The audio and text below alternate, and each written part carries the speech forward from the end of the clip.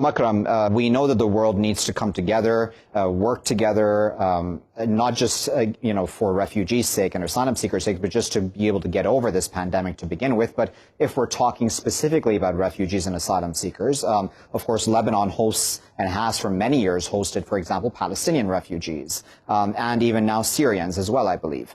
Do you think that a country like Lebanon needs the international help to be able to deal with now an extra issue on top of the fact that it's hosted so many, and to try to work out how to deal with this pandemic?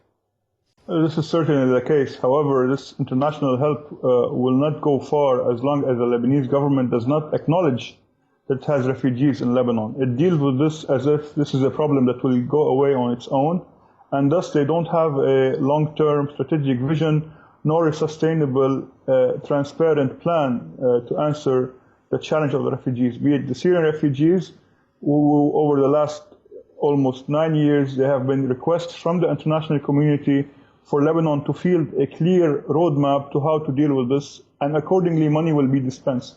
The problem is not the refugees, nor the coronavirus, I think.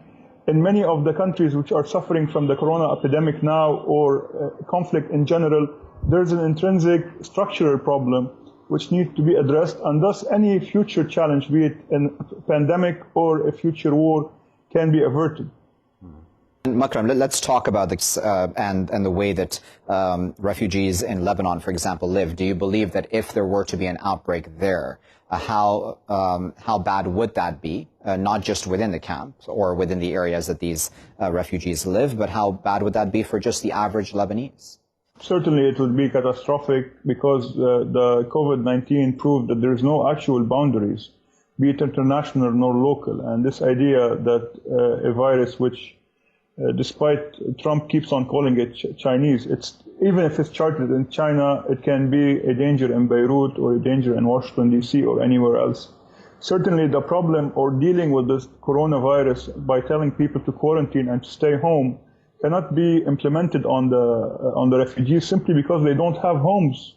And these all instructional videos that tell us how to wash our hands, these people don't have running water nor indoor plumbing. And this is certainly the case because many of the countries, including Lebanon, has made it clear that the refugees are not welcome here.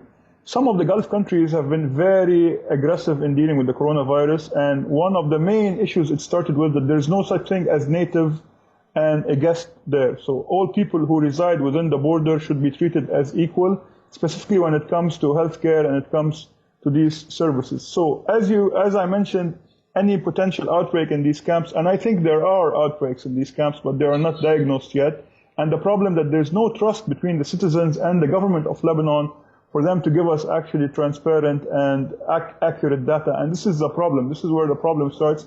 And I think what applies in Lebanon applies to a number of institutions that call themselves states, be it Syria or even Iraq or even Iran. We don't have this trust, which is very much needed, and this kind of unity between the people and the government to confront this existential threat, not only to the Lebanese, but also to humanity.